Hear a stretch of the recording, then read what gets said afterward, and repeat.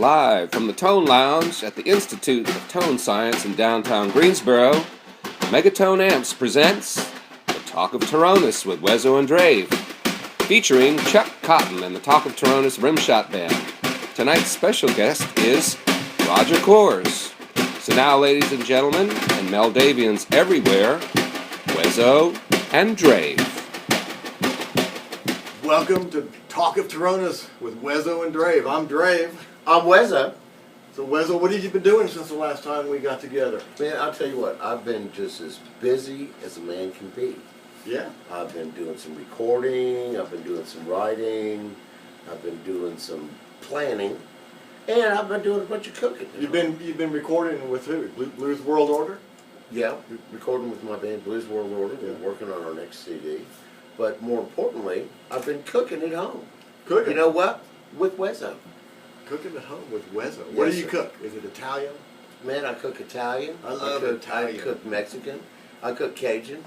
I cook freestyle stuff. Do you put Parmesan cheese on everything you cook? Not everything, no. Not everything. No. I think you can. I prefer no matter blue what you cheese. cook, you can put Parmesan on it. Well, you could, but I don't. Okay. I'm more of a blue cheese crumble guy.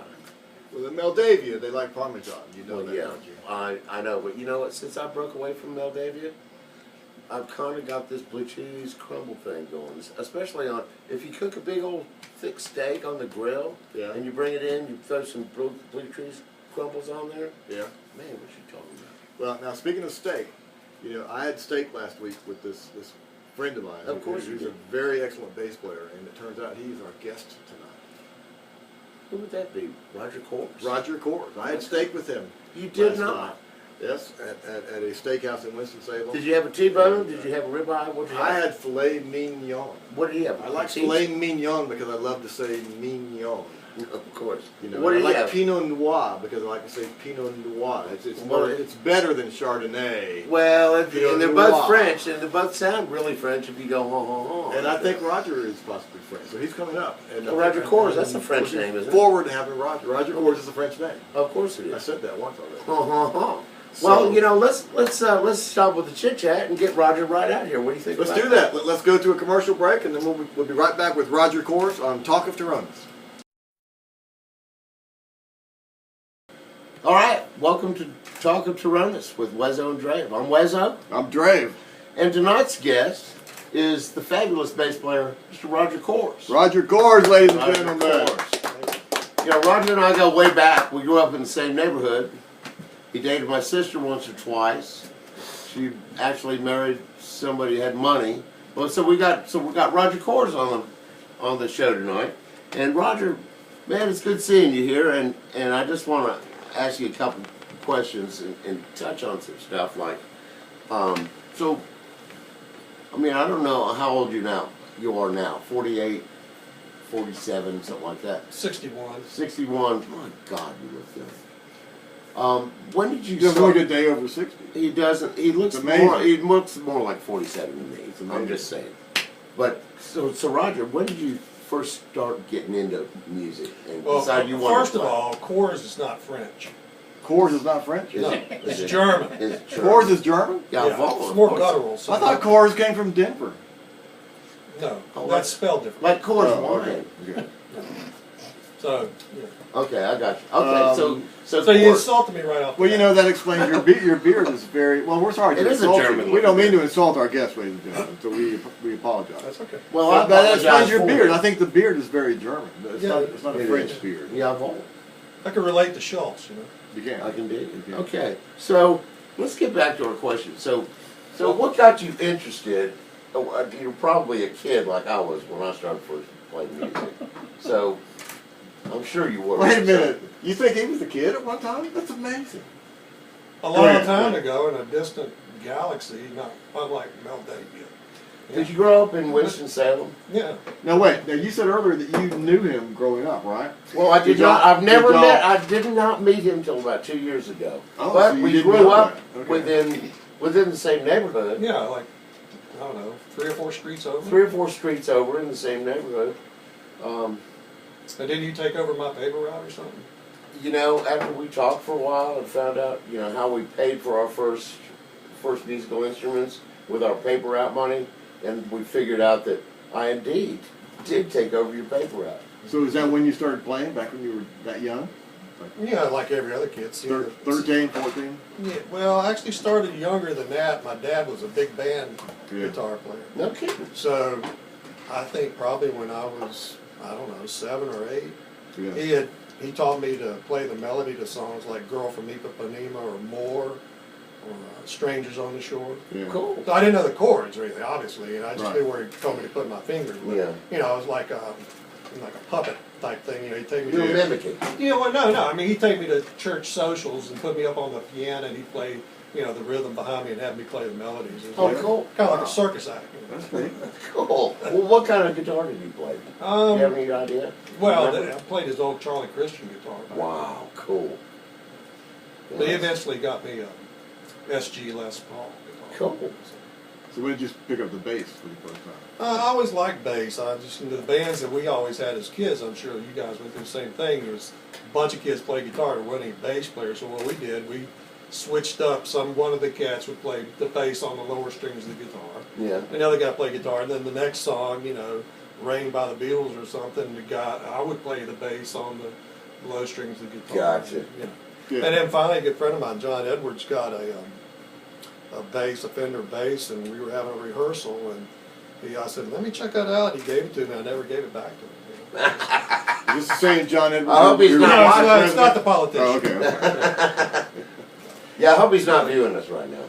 He probably wanted his bass back. Do you still have But it? then, of course, I did give it that bass back. But Oh, then you I did? did want to play bass, and so I traded that SG on a Vox Phantom bass or something, Dixie Music. Oh, those were cool.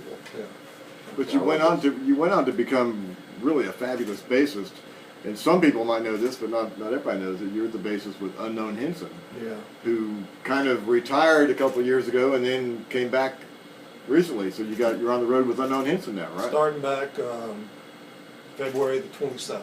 What's the most interesting gig you did with Unknown Henson? I would say probably playing Billy Bob Thornton's birthday party. Cool. When he Billy was, Bob Thornton's birthday.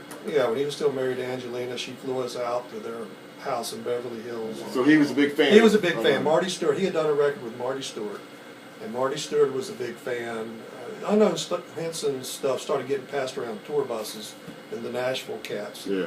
And so Marty Stewart turned Billy Bob on, and he just drove her crazy playing the records about by the pool and knew how much he liked the stuff. So she Yeah. hired Unknown. It's infectious.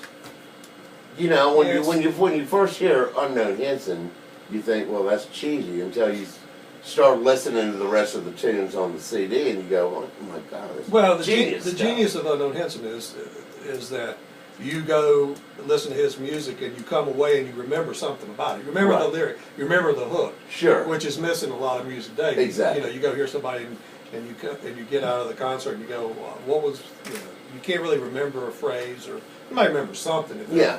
But he's real catchy. He is real catchy, and you know, I've been to see Unknown Henson, and even before I met you, I'd go see Unknown Henson, and during the course of the evening, during the course of the gig, you could hear everybody who'd been listening to him a while sing along with the tunes, because you're right, there's little catchy hooks that are memorable. And the other thing with him too, I think, is his records. They're great. They really are. Well done. He does everything. He's an awesome player. He plays every instrument on the records, writes every, produces, does the whole thing.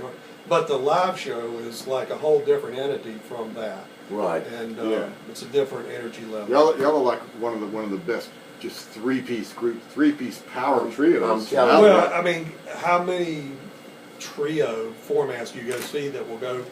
We don't do the Hendrix anymore, but say that we used to do Manic Depression with Elizabeth Reed juxtaposed in there, and go to a country waltz, into a Right. country waltz, and make it work. I know. And It's then crazy. you've done like sides of Tommy and stuff like that before, Yeah, haven't you? I mean, And a lot of Who stuff. Yeah, and he does. He is a master of doing the telly pedal steel guitar Yeah, he's kind very. of stuff. Yeah, he's He's a very an talented- awesome player, and he's from Charlotte, right? Albemarle. The Albemarle. Well, we're looking forward to having you play bass with us here Yeah, I'm looking coming forward up, to it. and I think we've chosen, or you've chosen a pretty good song. Hey, before we do that, Okay. I happen to know that Roger's got a side project, Oh, and it's called Goldfish Andy. Goldfish right? Andy. That's Why don't right. you tell us a little bit Well, about Goldfish that? Andy's an all-instrumental group of 3 cats. It's me, Bill Scott, and Derek Furr. They're from down near Charlotte. They're all And, badasses. And it's just, it's kind of jam-like, but at the same time there are compositions. It's instrumental only. It's all instrumental. Yeah. And Derek Furr's a young guy that plays just guitar, unlike most cats around. It's kind of like some Jeff Beck. Yeah, a lot of Yeah, you know, as a matter of fact, the last time we had your guys' new CD on at our house during it when we were snowed in a couple weeks ago, we put it on and turned it up, and my wife asked who it was. I told her, and she went, "Man, that sounds real Jeff Beck." Yeah. And it does. You guys have a great sound. So Jeff Beck, watch out! Roger Kohrs is coming after you. Yeah, that's right. That's right. Well, let's wrap this up.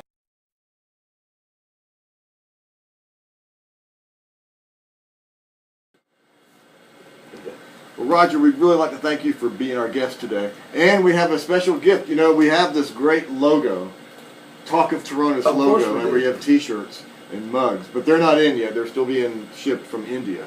So Checks in the mail, right? Checks in the mail, yeah. Yeah, In the good meantime, checks. we'd like to present you with this bag of Meldavia Let me help. from Teronian merchandise as a thank you for being on Talk of You Teronus. can put a lot of With stuff Wezo in there. and Drave. Yeah, I like that. Yeah. So you can carry pedals around there. Yeah. and stuff You like carry your that. bass pedals, chords. Bring my bass down. You could probably put your son is pretty young. You could Yeah, probably put yeah. him in there. And these are available at any Teronian website that you feel free to visit. And I look forward to playing with the rest of your guests, I think, on the next couple weeks, right? Yeah, in the next couple of weeks, we've got some interesting guests coming up, Scott Sawyer and Max Drake, and it turns out through just a fluke, this never happens, does it? It never all our calendars worked out, and all our press agents and managers agreed that it all worked out.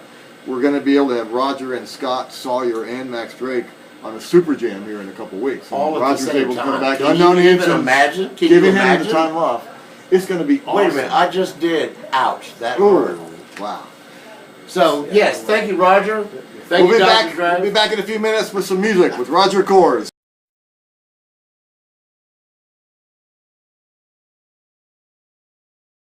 And now Roger Kohrs. 1, 2, 3.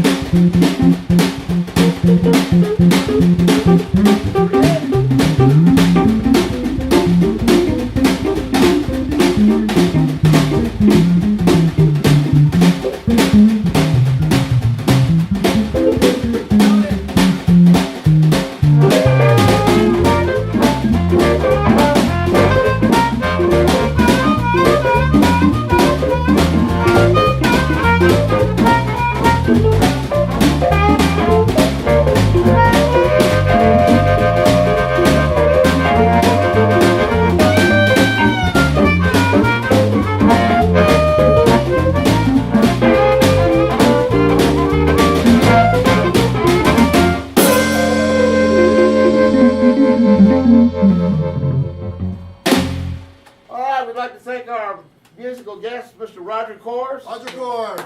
Chuck Cotton and the Chuck Cotton Rimshot Band featuring Chuck Cotton. Thank you, We'd Dave. like to thank the Collaborative and Dale Lasley and Megatone Studios. We'll see you next week. And remember, It's all about us.